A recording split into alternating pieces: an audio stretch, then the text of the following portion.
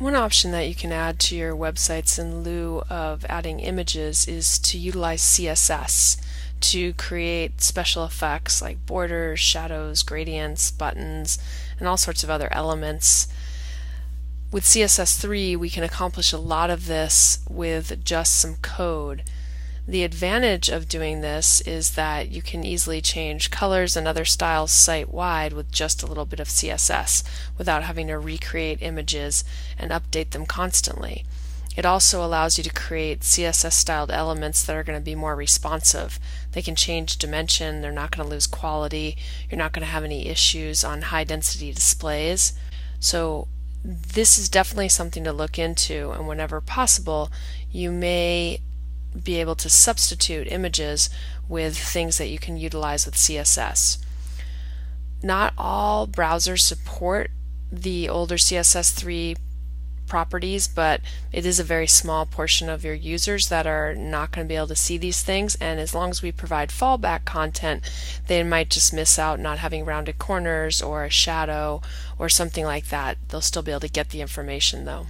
We're going to take this page that we've been working on and we're just going to add some enhancements to it by utilizing some CSS. I want to compare a sprite method of creating a rollover button as opposed to a pure CSS method, and this is a way that we can definitely save some file size. So here's the code that we're going to be working on. This is the whale page that I was just displaying in the browser, and we have embedded CSS right here.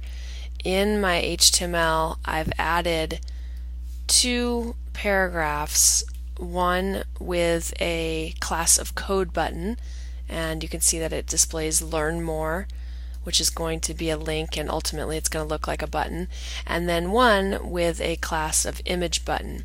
And what I'm going to be doing is I'm going to be showing you how similar we can create a code-based button so it will really look just like an image button. So let's get our image button in here first. I'm going to come up to my CSS. I'm just going to include this rule before I have any of my media queries, and you can see I have a comment here for CSS button style, so I'll just start making these things right here. I'm going to make a rule for the .image button, and we're just going to specify a couple things. Width and height and a display of block will allow the button to actually take on the weight that we want it to have. Then I'm going to set a background image. Let's just use shorthand. So I'll set background, and we'll just specify that we want this image to not repeat. If we save our code now and refresh in the browser, you can see that I have a button. This is being generated by using a background image. I'm using a JPEG image. I've actually set up the image to be an image sprite. So if we take a quick look at the button graphic, the button is actually, it contains two versions of this image, the regular state, and then we're going to use the bottom part for a hover state. So by defining the height of being 45 pixels, that's half the height of that graphic I was just showing you, so only half the image is showing. So here I've made a rule for .image button with a pseudo class of hover, and I've just offset the background position. I'm setting 0 for the left, right, and -45, which will just offset my graphic by 45 pixels, in essence pulling it up. So if I refresh, you can see that now I have a hover state for my button. So when I hover over, the button changes graphics, and when I go away it goes back to the regular state of the graphic. And this graphic is just created using this JPEG image. Now what we're going to do is we're going to style the text that I have right here on the text-based or code-based button. The code that we're going to use here is a little bit more extensive, so I will just copy this in and then I'll explain what's going on. I'm going to make a class for .code button, which is the name of that particular item, and the first thing that I'm going to do is I'm going to get rid of the underline. I'm going to align my text to the center. I've added some padding to the top and bottom and the right and the left. I've defined that a border is solid and 2 pixels, and then I'm using the border radius of 22 pixels, and you can see that I have included some fallback content for the browsers that the older WebKit and Mozilla based browsers that might not support border radius. I'm setting the font weight to bold. I'm setting a color on the font, and then I'm setting a background color for the graphic. And then here I'm using background image, which is a method in which I can create a gradient. So how this works, this is all fallback content here for Mozilla, for WebKit, for Opera, even Microsoft has fallback content. And then this right here, a filter, is to add support to the older versions of the IE browser. But background image right here, setting this to linear gradient, and then I'm specifying that I want the top to be this particular color with a transparency of 0%, and then the bottom is going to be this color with a transparency of 100%. So this is just creating a nice little fade on my button. And then I've created the box shadow to apply a little bit of a drop shadow, and I'm using an inset drop shadow. And then I have a text shadow that just adds a drop shadow to my text, and this filter adds support for older versions of IE. So if we save this and we check it out in the browser, you can see that these buttons really do look almost identical.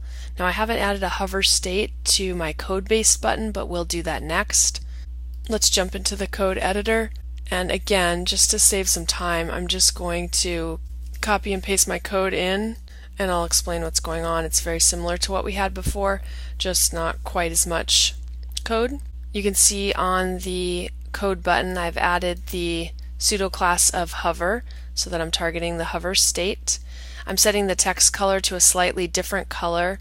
The background color is a slightly different color than what we had before, and then I'm doing the gradient with slightly different colors. So you can see when I hover over it shows me the gradient's now going from green to blue. And then I have an additional background image gradient, which just kind of creates like a little frosted glow.